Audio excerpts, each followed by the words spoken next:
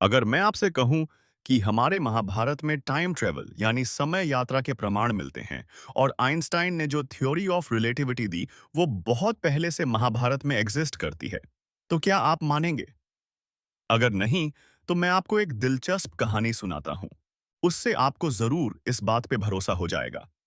यह कहानी है राजा कक्कुदमी की। बहुत समय पहले की बात है। एक महान और बुद्धिमान राजा थे, कक्कुदमी। उनकी एक बेटी थी, रेवती। रेवती सिर्फ सुंदर ही नहीं, बल्कि बहुत ही गुणी, बुद्धिमान और अद्भुत व्यक्तित्व वाली थी।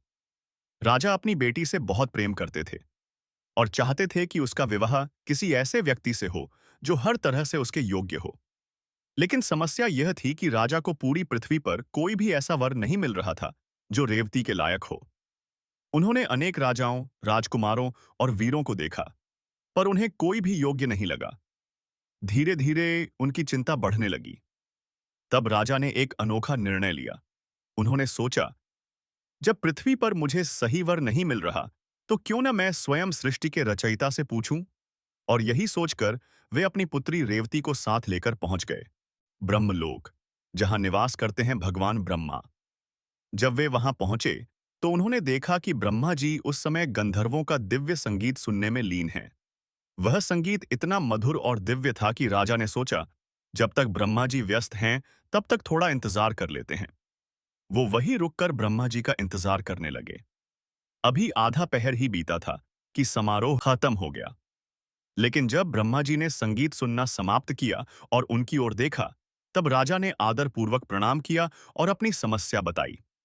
हे ब्रह्मा जी, मैंने पृथ्वी पर रहने वाले कई पुरुषों को देखा, कोई भी मेरी बेटी रेवती के योग्य नहीं है। आपने तो पूरी दुनिया बनाई है, देख के बताइए, कौन है मेरी बेटी के योग्य? क्या वो मेरी जान पहचान का है या कोई और? यह सुनकर ब्रह्मा जी मुस्कुराए। उन्होंने कहा, राजा ककुदमी, तुम जिन भी लोगों को जानते हो, वे सभी तो बहुत पहले ही समाप्त हो चुके हैं। तुम्हारे पृथ्वी लोक में अब कई युग बीत चुके हैं।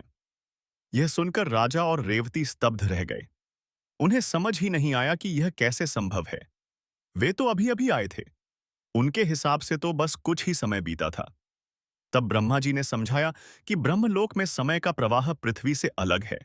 जहां पृथ्वी पर हजारों साल बीत गए, वहीं यहां उनके लिए सिर्फ कुछ ही समय बीता। समय हर जगह एक जैसा नहीं होता। यह स्थान और परिस्थिति पर निर्भर करता है।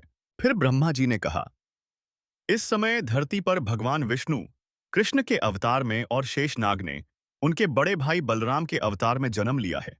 बलराम तुम्हारी पुत्री रेवती के लिए सबसे योग्य वर हैं। राजा ककुदमी और रेवती यह सुनकर तुरंत पृथ्वी पर लौट आए। लेकिन जब वे वापस पहुंचे, तो उन्होंने देखा कि सब कुछ बदल चुका है। न तो वही लोग थे, न वही राज्य, न वही समय। पृथ्वी पर कई युग बीत चुके थे और मानव का आकार भी बदल चुका था। रेवती, जो पहले के युग की थी, अब के लोगों की तुलना में बहुत लंबी और विशाल दिखती थी। वह इस नए युग में अलग ही प्रतीत हो रही थी। तब वे बलराम के पास पहुंचे। बलराम जी ने स्थिति को समझा और अपने दिव्य हल के स्पर्श से रेवती के शरीर को छोटा कर दिया, ताकि वह इस युग के अनुसार सामान्य हो सके।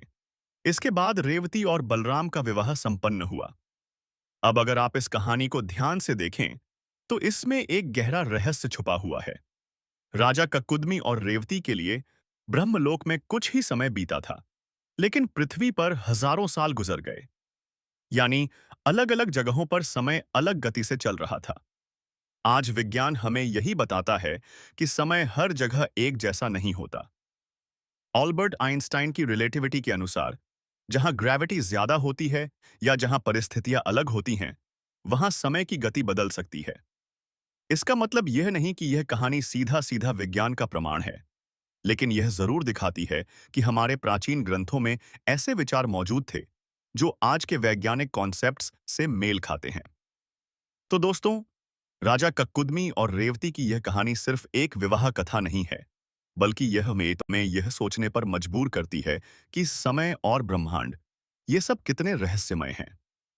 अगर आपके पास समय है, तो हमारे चैनल पे और भी वीडियोस हैं, उन्हें भी देखिए। अगर आपको यह कहानी पसंद आई हो, तो वीडियो को लाइक करें, शेयर करें और चैनल को सब्सक्राइब करना मत भूलिए।